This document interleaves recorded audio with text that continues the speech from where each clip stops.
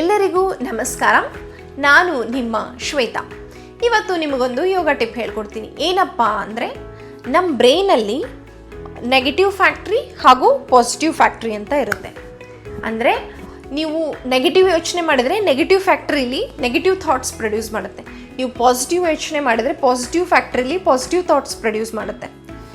So but ನಾವೇನು ಮಾಡ್ತೀವಿ, ಯಾವಾಗಲೂ ನೆಗೆಟಿವ್ ಫ್ಯಾಕ್ಟ್ರಿಗೇ ಕೆಲಸ ಕೊಡ್ತೀವಿ, ಪಾಸಿಟಿವ್ ಫ್ಯಾಕ್ಟ್ರಿಗೆ ಕೆಲಸ ಕೊಡೋದೇ ಇಲ್ಲ. ಸೊ ಏನು ಮಾಡಿ ನೆಕ್ಸ್ಟ್ ಟೈಮು ಅಂತಂದರೆ, ನಿಮಗೆ ಯಾವಾಗಲೇ ನೆಗೆಟಿವ್ ಥಾಟ್ ಬಂದರೆ, ಅಂದರೆ ನಾ ಸತ್ಬಿಟ್ರೆ, ನಮ್ಮ ಮನೇಲಿರೋ ಯಾರು ಸತ್ಬಿಟ್ರೆ, ಹಂಗಾಗ್ಬಿಟ್ರೆ, ಆಕ್ಸಿಡೆಂಟ್ ಆಗಿಬಿಟ್ರೆ, ಹಾಗಾದರೆ ಹಿಂಗಾದರೆ ಅಂತ ಒಂದು ಫುಲ್ ನೆಗೆಟಿವ್ ಥಾಟ್ಗೆ ಕೆಲಸ ಕೊಟ್ಟು ಆ ನೆಗೆಟಿವ್ ಫ್ಯಾಕ್ಟ್ರಿನ ಎಷ್ಟು ದೊಡ್ಡದು ಮಾಡ್ತೀವಿ ಅಂದರೆ ಪಾಸಿಟಿವ್ ಫ್ಯಾಕ್ಟ್ರಿಗೆ ಜಾಗನೇ ಉಳಿಯಲ್ಲ. ಫುಲ್ ನಾವು ನೆಗೆಟಿವ್ ಥಾಟ್ಸನ್ನು ಸರೌಂಡ್ ಮಾಡ್ಕೊಂಡ್ಬಿಡ್ತೀವಿ. ನೆಕ್ಸ್ಟ್ ಟೈಮ್ ಈ ಥರ ಥಾಟ್ ಬಂದಾಗ ಏನು ಮಾಡಿ ಅಂತಂದರೆ, ಸಡನ್ನಾಗಿ ಅದನ್ನು ಪಾಸಿಟಿವ್ ಥಾಟಾಗಿ ಚೇಂಜ್ ಮಾಡಿ, ಪಾಸಿಟಿವ್ ಫ್ಯಾಕ್ಟ್ರಿಗೆ ಕೆಲಸ ಕೊಡಿ. ನೆಗೆಟಿವ್ ಥಿಂಕಿಂಗ್ ಯಾವಾಗಲೇ ಬಂದರೂ ಕೂಡ ಪಾಸಿಟಿವ್ ಆಗಿ ಕನ್ವರ್ಟ್ ಮಾಡಿ. ನೀವು ಕೂಡ ಇದನ್ನು ಟ್ರೈ ಮಾಡಿಬಿಟ್ಟು ಏನು ಅನ್ನಿಸ್ತು ಅಂತ ಕಮೆಂಟ್ ಸೆಕ್ಷನಲ್ಲಿ ಹೇಳಿ. ನಮಸ್ಕಾರ.